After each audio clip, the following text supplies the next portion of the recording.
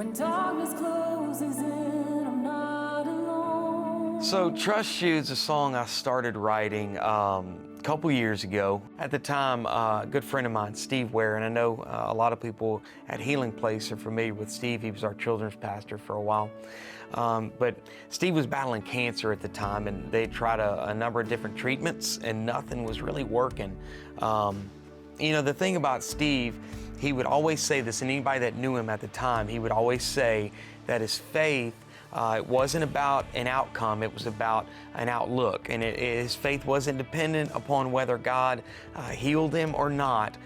It was about an outlook that said, God, no matter what happens, I'm gonna serve you, and I'm gonna trust in your plan and your purpose for my life.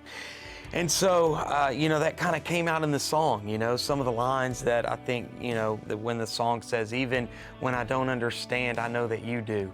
And I know that's something that it's kind of hard, you know, to live out. You know, it's something that's hard to really grasp, but I almost feel like it takes more faith to say that than it even does to believe maybe for a miracle, you know, because it's tough when you don't get the answer that you're hoping for.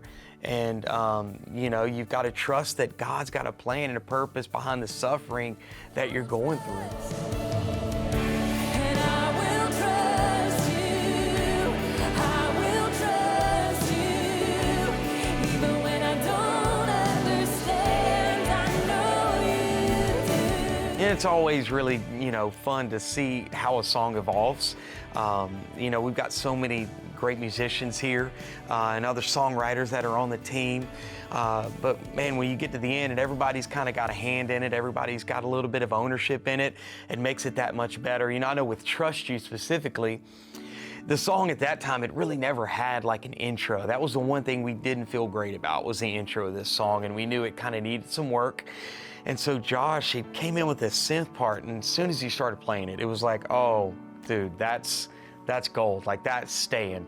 And so we got into the actual tracking process, and it just came out amazing, man. It just gave the song just a whole nother, you know, texture that it really needed. You would be surprised how much like one small tweak would make, but gosh, I really feel like it made a big difference in the song. There's no other power that is mighty to save. You know, I was able to send Steve a voice memo of this song. He ended up passing away later that year. You know, and I think about this song, I just hope that it would be, you know, a reminder for those that knew Steve, a reminder of the kind of faith that he had in God on his journey.